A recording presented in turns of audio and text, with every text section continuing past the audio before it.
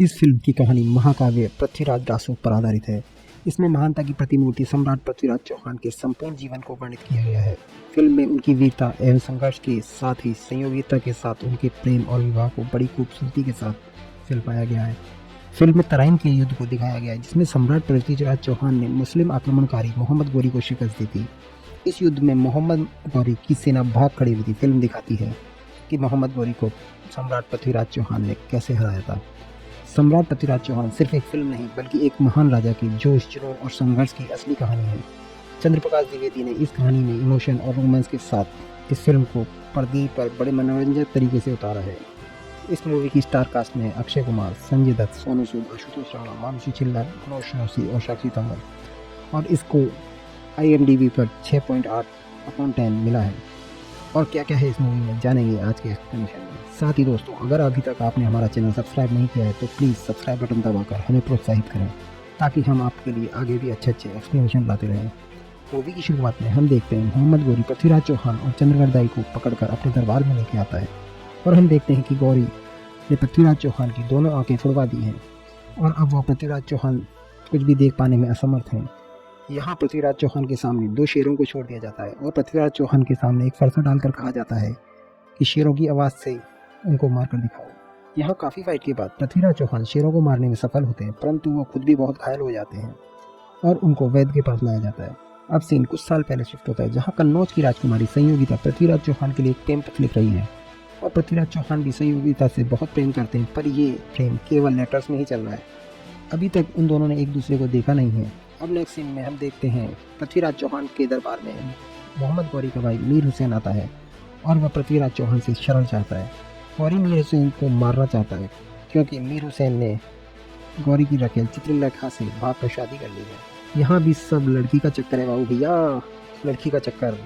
ये सब सुनकर पृथ्वीराज चौहान के काका मीर हुसैन को शरण देने से मना करते हैं, लेकिन पृथ्वीराज चौहान उनकी बात को न मानकर मीर हुसैन को शरण दे देते हैं। ये जानकर मोहम्मद गौरी कुतुबुद्दीन ऐबक को पृथ्वीराज चौहान के पास संदेश देकर भेजता है। कहता है कि मीर हुसैन को गौरी को सौंप दो, नहीं तो युद्ध के लिए तैयार हो। ये सुनकर पृथ्वीराज चौहान कह देते हैं कि वो युद्ध के लिए तैयार हैं, और आगे हम देखते हैं कि पृथ्वीराज चौहान और मोहम्मद गौरी के बीच में युद्ध होता है। इस युद्ध में पृथ्वीराज चौहान मोहम्मद गौरी को बुरी तरह से हराते हैं और हार जाने के बाद में पृथ्वीराज चौहान द्वारा मोहम्मद गौरी को कैद कर लिया जाता है। फिर उसे कैद में रखने के बाद पृथ्वीराज चौहान की सभा में लाया जाता है, जहाँ पर सारे सभासद और खास करके पृथ्वीराज चौहान के काका पृथ्वीराज चौहान को समझाते हैं कि मोहम्मद गौरी को यहीं खत्म कर देना चाहिए, यानी कि मार देना चाहिए। लेकिन पृथ्वीराज उन सब की बात को अनसुना कर देते हैं और फिर सभा में मोहम्मद गौरी को बुलाया जाता है और पृथ्वीराज चौहान उससे हंसते हुए कहते हैं, जाओ मैं तुम्हें छोड़ रहा हूँ। इस पर मोहम्मद गौरी कहता है कि तुम मुझे माफ़ मत करो, मुझे मौत दे दो। अगर तुमने मुझे नहीं मारा तो मैं आगे चलकर तुमसे बदला लूँगा और तुम्हें जरूर मार दूंगा। जिस पर पृथ्वीराज चौहान कहते हैं, जाओ तुम मेरा कुछ नहीं बिगाड़ सकते। पृथ्वीराज चौहान मोहम्मद गौरी को आज़ाद कर देते हैं। वहीं दूसरी ओर कन्नौज के राजा जयचंद, जो कि दिल्ली के सिंहासन पर बैठना चाहता है, लेकिन उन्हें अपने महामंत्री के जरिए पता चलता है कि दिल्ली की कुर्सी पर अब पृथ्वीराज चौहान को मिल गई है, जिससे वो बहुत ही गुस्सा होता है।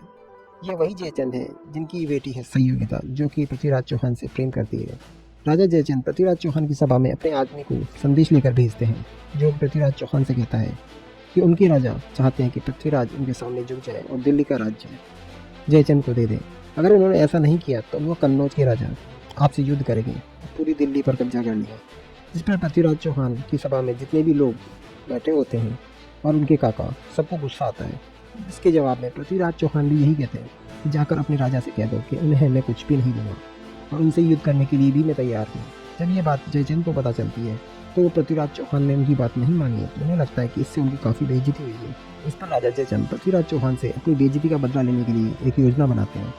वो अपनी बेटी संयोगिता का स्वयंवर रखते हैं और साथ में पृथ्वीराज चौहान के जितने भी मित्र और शत्रु हैं उन सभी को उस स्वयंवर में आमंत्रित करते हैं। लेकिन पृथ्वीराज चौहान को वहाँ नहीं बुलाया जाता, बल्कि पृथ्वीराज चौहान की एक मूर्ति बनाकर उस राज दरबार के दरवाजे पर खड़ा कर दिया जाता है, ताकि वहाँ जितने भी लोग आए उनको लगे पृथ्वीराज चौहान इस दरबार के दरबार हैं और उनका उपवास हो सके। अब जब ये बात संयोगिता को पता लगती है कि पृथ्वीराज चौहान का पुतला बनाकर दरबारियों के पास खड़ा किया गया है, तो उसे बहुत गुस्सा आता है। वो गुस्से में अपने पिता से कहती है कि पृथ्वीराज चौहान जैसे महान इंसान का पुतला मंदिरों में होना चाहिए और आप उन्हें पुतला बनाकर दरबारियों के बीच खड़ा कर रहे हैं।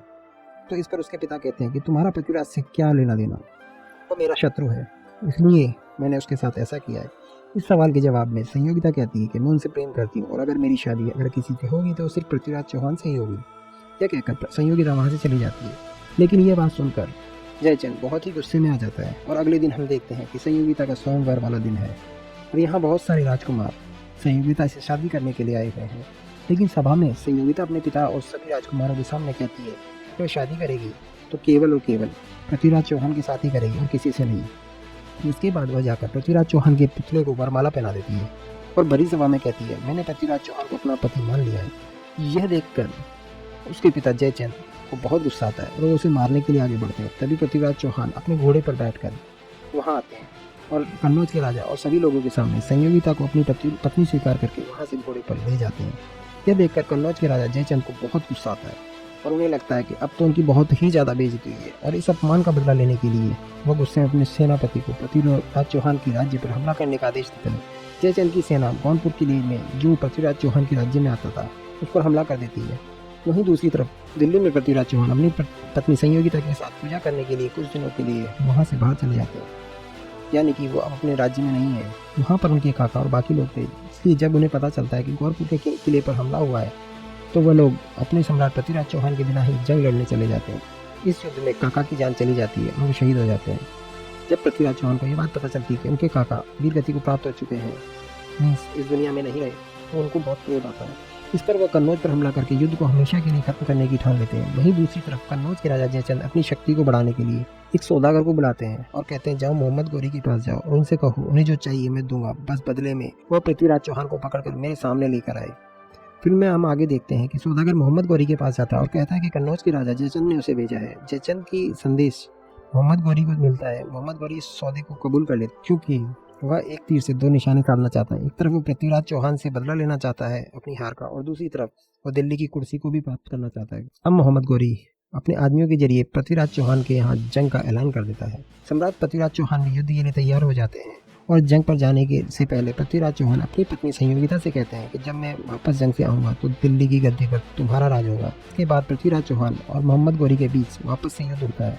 युद्ध बहुत लंबा चलता है, इसलिए दोनों पक्ष अपने अपने खेमे में रात को आराम करते हैं। तभी इसी बीच मोहम्मद गौरी रात में पृथ्वीराज चौहान के खेमे में जाकर चुपचे से उसमें आग लगवा देता है और धोखे से पृथ्वीराज चौहान उसके कुछ आदमियों को बंधक बना लेता है। और जब यह बात दिल्ली में संयोगिता को पता चलती है कि पृथ्वीराज चौहान को पकड़ लिया गया है और मोहम्मद गौरी दिल्ली की तरफ बढ़ रहा है, तो संयोगिता अपने सम्मान और महिलाओं के सम्मान के लिए जोहर का निर्णय करती है।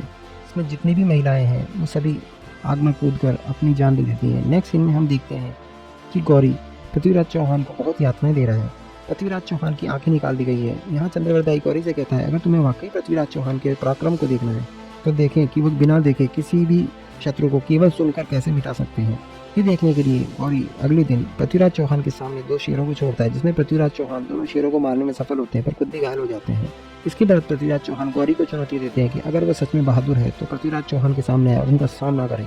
अब अगले दिन गौरी पृथ्वीराज चौहान का मुकाबला होता है, जिसमें पृथ्वीराज चौहान के पास केवल एक तीर है और सामने मोहम्मद गौरी अपने घोड़े पर एक भाले के साथ है और साइड में चंद्रवरदाई अपनी कविताओं से पृथ्वीराज चौहान को गौरी की लोकेशन बता रहे हैं। जब गौरी पृथ्वीराज चौहान को मारने के लिए आगे बढ़ता है तो पृथ्वीराज चौहान उसकी लोकेशन का अंदाजा लगाकर तीर चलाते हैं, जो गौरी की सीधे गर्दन पर जाकर लगता है। वो घोड़े से गिरकर वहीं ढेर हो जाता है। यह देखकर मोहम्मद गौरी के सैनिक चंद्रवरदाई और पृथ्वीराज चौहान पर तीर बरसा देते हैं, जिसमें वो दोनों ही वहीं पर मारे जाते हैं। यहाँ पर सभी लोग पृथ्वीराज चौहान की वीरता का सम्मान करते दिखाया जाता है और इसी के साथ ये मूवी यहीं पर द एंड हो जाती है। दोस्तों, ये एक्सप्लेनेशन आपको कैसा लगा प्लीज़ कमेंट बॉक्स में ज़रूर बताएं और ऐसे ही एक्सप्लेनेशन